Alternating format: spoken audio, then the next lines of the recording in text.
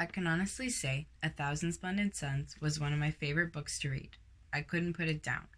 A Thousand Splendid Suns is filled with love, lust, hardship, and many cliffhangers, that's for sure.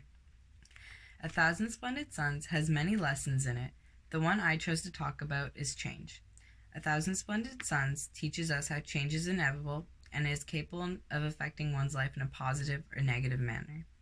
However, negative alterations to someone's life can in reality turn out positive. Miriam goes through many hardships in life, but in the end, she turns out to get her overall goal, a family.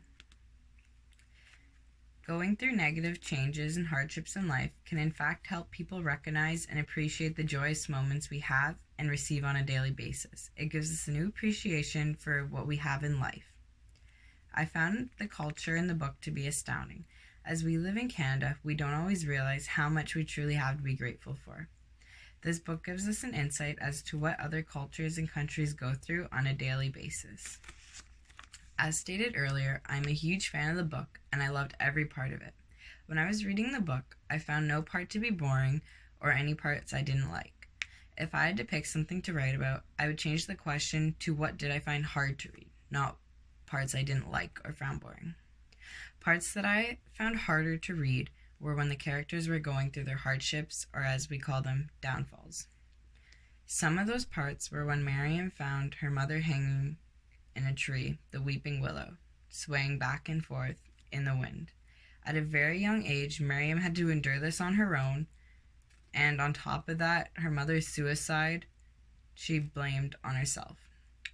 She had to carry that with her when she went to Jalil's house and was basically pushed aside because she was the Harami, the bastard child. Another part I found hard to read was when Layla and her family were packing the cab to move, and out of nowhere, a bomb fell. Layla was severely injured, and her loved ones never survived. This moved the story forward into her being stuck with Rashid. I didn't find these parts hard to understand, or any parts in the book hard to understand. I got the hidden messages, the hidden symbols that were in the book. I only found it hard to rationalize in my head how this goes on in other people's lives, how this is some people's normal life. For me, I think it is hard to think that this can be going on in other countries or cultures, as I don't think anyone deserves to live this way or endure those hardships on their own. While reading A Thousand Splendid Suns, my emotions ranged from happy, sad, to fear, anxiousness, and feeling pity, pathos, we could even say. I felt pathos for Miriam at the start when she was playing the pebble game outside. This is just one of the many moments where we can feel pathos for Mary. She was playing the pebble game, which in reality is not a game, but it represents her dream of an ideal family. And it later returns in the book when she's stuck with Rashid, and it shows how her dreams were being shattered, quite like her teeth, when she lost her first child and Rashid became violent and very abusive and forced her to chew on rocks. A part where I felt fear was when Layla gave birth to Aziza, who was in fact Tariq's baby, not Rashid. This was very uneasy to read, as I can only imagine what would have happened to Layla, but Aziza as well, as we know Rashid's behavioral patterns and what he would have done.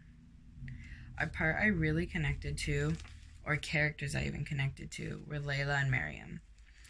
Layla, when she felt worthless because she thought her parents only loved her brothers, not her, and Miriam when she sacrificed herself at the end. I connected to Layla's feeling of being worthless, as this is something everyone goes through at one point in life. It is a horrible feeling, and it takes help to get out of. But that's what friends are for, which brings us to Miriam. Miriam's sacrifice I related to as in a friendship perspective, because when I look for friends, I look for loyalty, trust, and love. Miriam's sacrifice is a great representative of all. Overall, I think A Thousand Splendid Suns is such a great read, and I totally would recommend it to anyone. As well as The Kite Runner is also very similar, is into emotion and story-wise.